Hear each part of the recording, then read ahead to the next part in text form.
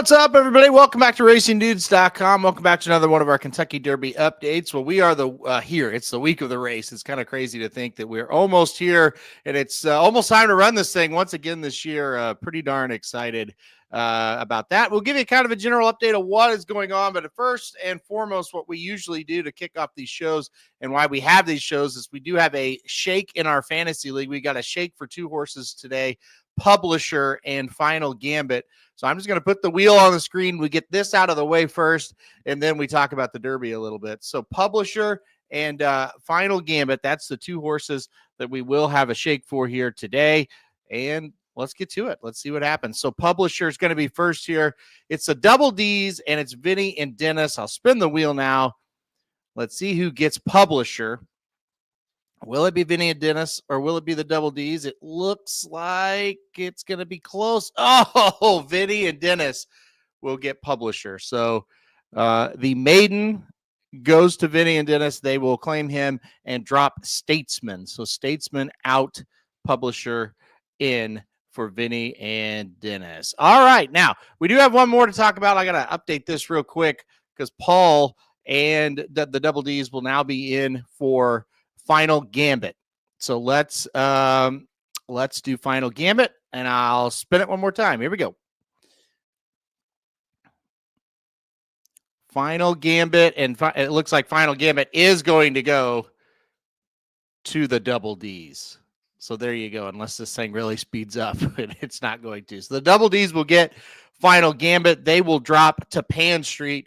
Tough break, no pun intended, for the double D's there, as Tapan Street is out of the Derby and out for a while with a fracture. Non-life threatening, so that's why we can kind of, not it's not funny, but still you can kind of, say that kind of thing because it is a non-life threatening, but it is going to be out for a little while there, talking about Tapan Street. So the double D's will get Final Gambit and drop Tapan Street. All right.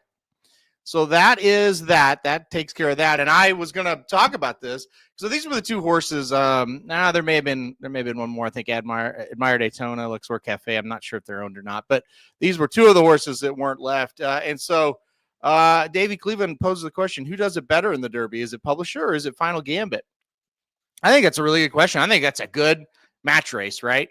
Because you got Final Gambit, who has been closing pretty well in his races so far. And the last two races for sure have looked really good, closed very fast, but has never been on the dirt. 5 races, 1 on the turf, 4 on the synthetic, and never been on the dirt. So got a pedigree that says dirt's going to be okay, though. Big gray horse going to try to come from way out of it. There's question marks, right? And then there's Publisher, and the glaring thing on Publisher, the horse is a maiden. So, but has ran on the dirt, has ran in a bunch of Derby prep races, and it's been, various amounts of success. Obviously, not that much, still a maiden, but, hit the board in the Arkansas Derby, looked pretty good. Didn't run all that bad in the Rebel either. So I'm going to guess Publisher. I think I've got Publisher a little bit higher ranked than Final Gambit. He kind of feels like a Final Gambit. I'm talking about the horse that Publisher as a horse that could get 3rd or 4th again and be like, yeah, he's the maiden that just keeps getting 3rd, 4th, something like that. So Final Gambit, I think, is kind of an all or nothing, hit or miss type of play. I know a lot of people like him. I'm not sure. I'm not quite sure on him just yet as far as hitting the board here. I think he's a really good horse. I just don't know that the Derby is going to be where we see him at his absolute best. Dennis chiming in, he's happy with the shake. Yeah, you should be. You get the horse you want there, so that's good. Yeah, Manlo says the Woodford collection in the back. Yeah, like the Derby ones, I don't think you're supposed to drink, but sometimes you just get low and you don't want to go to the store. So what are you going to do? Just drink it. Who cares, right? I haven't got the new Derby one this year. So we'll see. Okay. So let's talk about the Derby horses real quick here before we get off. And I think really the big headline from yesterday was the workout by Citizen Bull. He really blazed around there. And look, I think drawing the rail, I think Baffert just kind of looked at this and said, look, we're going to have to break extremely, extremely well. And he's going to have to get out there and he's going to have to be really sharp, because when you draw the rail and you have the speed like that, you're going to have to go, right? I mean, like if you can't shuffle back. And so I think he put in a really strong drill on him. And it just signals to me that this pace is going to be super, super, super fast. So, we'll see what happens with him. You just kind of look at the situation and you keep thinking to yourself, man, I just don't know how this pace won't be very fast. Final fractions for Baffert's Citizen Bull, he went 23, 45.8, 58.4, and the 6 furlongs in 112.4, and then 7/8 in 127.2. So it was officially a 5 furlong work. So he worked 5 furlongs in 58.4. And again, that was a pretty darn good work for sure. Baeza was on the work tab yesterday as well. He is alone also eligible in the field. It's just Baeza. Nobody else entered it, which I always find weird. Don't you? Like, say you had one and he was stable at Churchill Downs and they're like, well, there's 2 also eligible slots available. If anybody wants them, I'd throw one in there just to get the name in the program, right? I don't know. I just feel like that's what I would do. But anyway, only one, and it's Baeza. He worked under Flavien Prat. So Flavien Prat certainly is a guy that's in a weird situation. He's on Yoquist, the 2 horse. He'd much rather be on Baeza, the 21. He was been riding Publisher, and he jumped off of him because I think he really wants to ride Baeza. But anyway, the splits here, 26.4, 37.8, 1 minute 2 seconds, and then out in 6 furlongs, 1 minute 16 seconds there. And that was officially a 5 furlong work in 1 minute and change. So you can see a 5 furlong work for Baeza, 1 minute and change, and a 5 furlong work for Citizen Bull, 58 and change. So one was flying and one was out for just a leisurely gallop. And look, this close to the race, probably the leisurely gallop is what you would want to see. So we got some questions here coming in. I'll turn to those real quick. Is there any undercard coverage this week? It's brutal. Well, go to racingdudes.com, and yes, we have free picks every track every day, so there will be coverage there. And if you need expanded coverage, go to the products page. We've got you covered with anything you want, whether it be exactas, trifectas, pick 3s, 4s, 5s, daily doubles, whatever. That's where you need to go. Who's most likely scratched to get to get Baeza in? Yeah, I keep thinking Owen Almighty is one, right? Where it's like maybe, hey, now they've drawn the 20. Maybe they kind of get we didn't really, the trainer at least doesn't seem like he really wants to run. I don't know, but I guess that the ownership group really wants to run. So there's that. I really think we're at the point now where nobody's coming out by a decision of their own merit, right? I think you're coming out now because of an injury, and those are hard to predict. I mean, you can't really predict them, right? So we'll see. But Owen Almighty is the only one where I think maybe not. Maybe they'll kind of cooler heads will prevail. Vashawn Welch asked a question. He said, "Doesn't Cornucopian race on Sunday make you rethink about the Arkansas horses, or are you thinking like me, as in he came back too soon from barbecue and he had with Speed King?" If they would have beaten Cornucopian by a length in that race, I would rethink it. But I mean, really, he wasn't really a factor in that race once they hit the top of the stretch, even, right? 8-length victory, I think, or is 8 and change over Cornucopian. The winner was. No, I'm not worried about it. That was look, and I thought Cornucopian would win easy. Don't get me wrong, but that was just a odd place to have him. And you got to let's think about the horse for a minute. And I don't want to spend too much time on Cornucopian because I don't really care, but he went to Arkansas and he ran a maiden. He goes back to California. He goes back to Arkansas to run an Arkansas Derby where, as Bashan points out, he was just in a freaking match race basically and burned himself out. He goes back to Santa Anita. Then he ships all the way back, all the way to Aqueduct, all the way across the country. And now he's going to ship all the way back to California. I don't know. I don't know what the hell they're doing with him, but again, 3-horse race. I thought he would win. They also they totally changed his tactics up. And they probably wanted to see if he could relax, and then he wouldn't pass. So I don't know. I don't know what to make of it, but no, I don't really hold that against the Arkansas horses. That it is what it is at this point. I mean, I think, if you want to hold anything against the Arkansas horses, it's the fact that they may have got a hotter, I mean, it's very likely, I would say, they got a hotter pace in the Arkansas Derby than they're going to get in the Kentucky Derby, which is crazy. So the setup, more than anything else, may have look better. Chris Mann will say, have you looked at the Preakness future pools open this week? Seems like a lot of value in that pool at the moment. I haven't looked yet.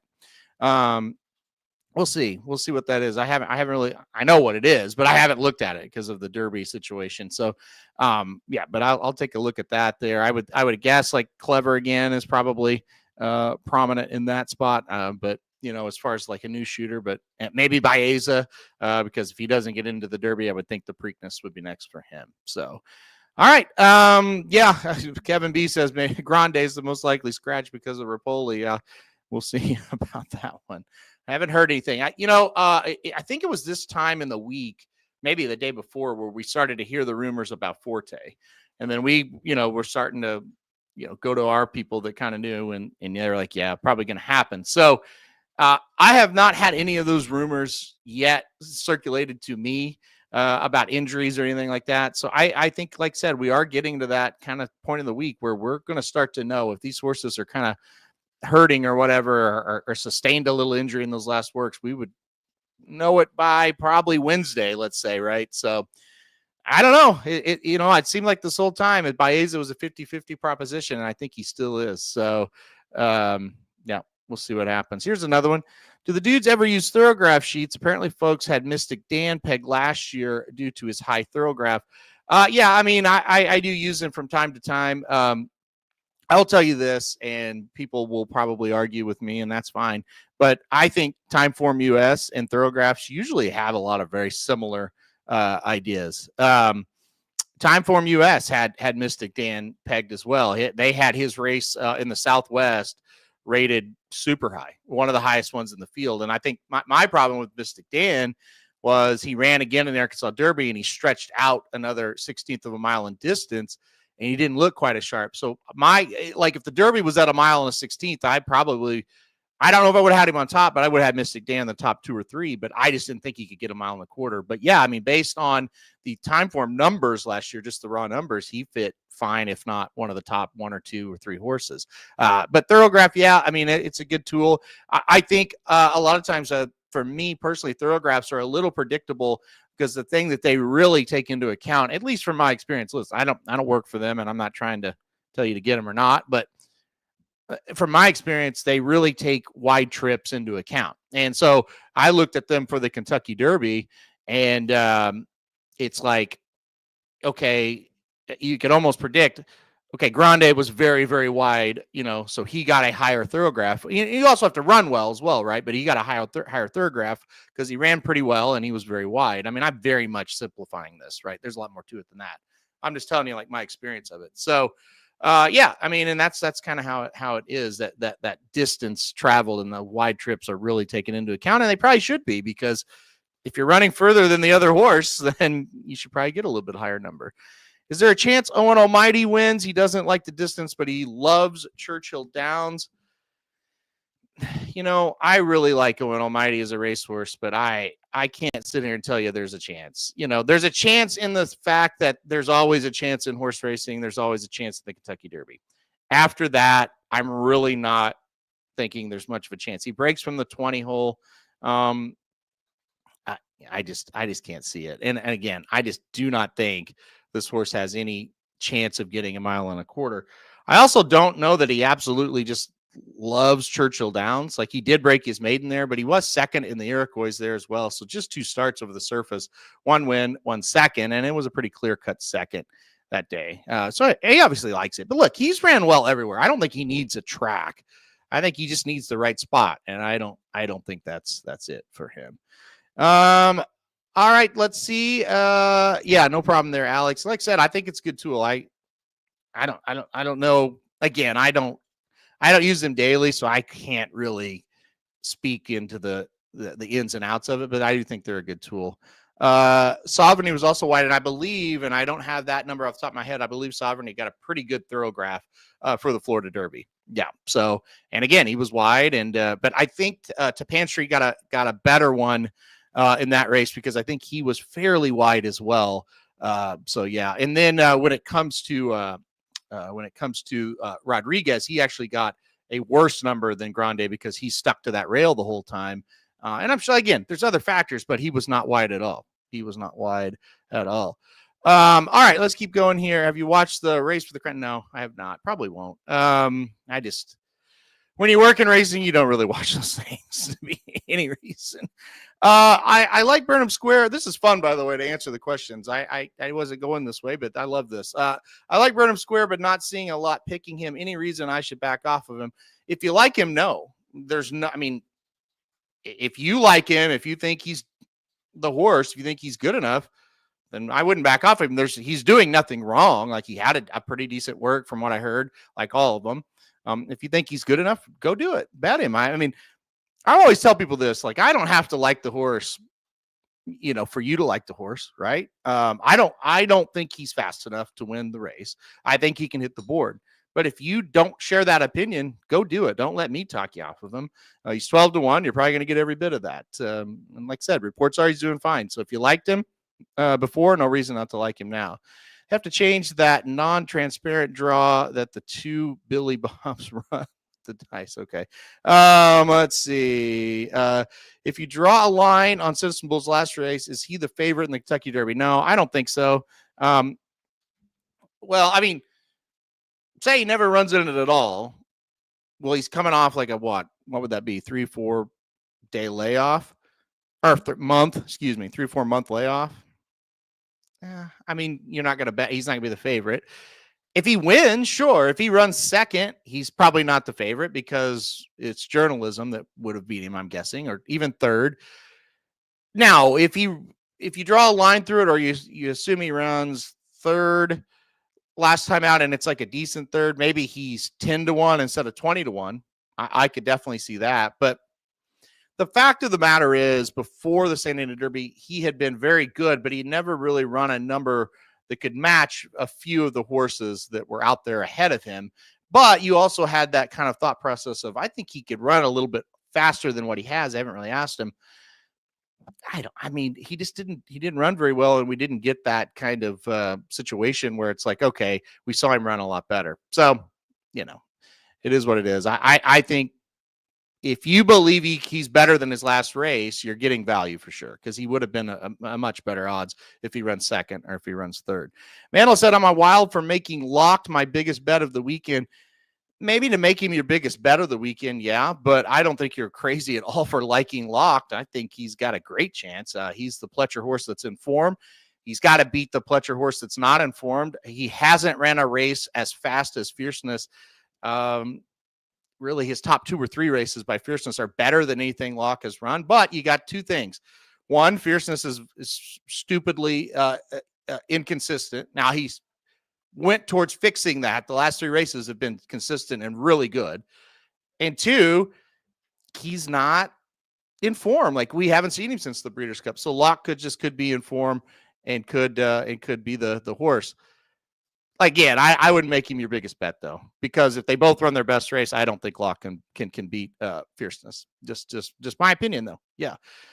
Have you seen these horses up close? Who's your top 3 visually physique-looking horse minus form, just on looks? I haven't seen all of them. I can tell you we were very underwhelmed with what we saw in the Arkansas Derby. Even Sandman, I was like, yeah, not so much, I have not seen journalism in person, but from the billions of pictures and videos that I'm sorting through on the site and things like that, he looks the best to me. Final Gambit looks amazing by the pictures as well. Again, have not seen him in person. It's funny. We were at the rail for the Arkansas Derby, and Cornucopian walked by, and Jared and I both looked at each other and said, yeah, that horse isn't any good. I hate to be that blunt. We're like, yeah, nope. That one's way overhyped. Just didn't look like much of a horse. But sometimes they can surprise you. But yeah, wasn't the case there. Yeah, I think Justify, Final Gambit are the 2 when I sort through pictures and videos. They look the best to me. So, all right, I got to get out of here. We got stuff to do. We'll see what happens here. And yeah, listen, one last one. So if you missed the John White interview, it was very good. And he points out how important it is to be first or second at the 8th pole. in the Kentucky Derby, and only 4 or 5 horses in the last 57 years have not been first and won. So I will tell you this. We got an email on this as well, and it pertained to sovereignty. The email did, and I don't know who you might be talking about, Max, but it's a closer, right? So here's what I'll tell you. If you love sovereignty or another closer, but you do think he's not going to be first or second at the 8th pole, I wouldn't worry that much about it. Here's what I would tell you, though. If you're going to back those horses, make sure you believe the pace is going to be hot, because that's going to be the key. The key to the stat is if the pace isn't really blazing, those horses that have kind of made their moves usually can kind of hold off those horses coming from the back, because of things like traffic and, having to go really wide and stuff like that. But if that pace is hot enough, and we saw it with Rich Strike, and this is where I was 100% on board with John's theory until we saw the pace heat up for a couple of years. And I thought, you know what? That's the real key to it for those deep, deep closers. If you do not think the pace is going to be hot, do not play those horses. They'll never get there. If you think that pace is going to get hot, though, that puts those horses into play. So that's the key. But again, I'm not downplaying the stat. That is facts, and it's important. You need a horse that can make an early move. And like you said, he pointed out, like, Mind That Bird was first or second at the 8th pole because he made a move early. Mage, same thing. So we're talking about deep closers that can only make one run in the stretch. Just make sure the pace is hot before you support them. And if you think it's going to be, then go ahead and support them and don't worry about it too much. All right. I got to get off here because I got to get this betting Bible done. And to the people, it'll be out tomorrow, guys. If you've ordered the betting Bible, it will be out tomorrow. I'm not really sure what time or anything like that, but it should be pretty early. We're about, I've got everybody's picks. I've got my picks ready, and just got to put it together now, which is always a process to put it all together. So that'll be today's job. All right, guys. Thanks everybody for watching. We'll see you back here on the channel all week long. Keep tuned in. We'll have 2 Blinkers Off show, one on Wednesday, one on Thursday. We'll have a Dudes Who Bet Sports. We'll have a Magic Mike show as well. So all kinds of stuff coming out. But I got to get to work now, guys. So thanks, everybody, for joining us. Thanks, everybody, for your questions. And I'll see you here in a bit. Everybody have a good rest of your day. And happy Derby week, guys. We're off to a good start so far, and hopefully we keep it up.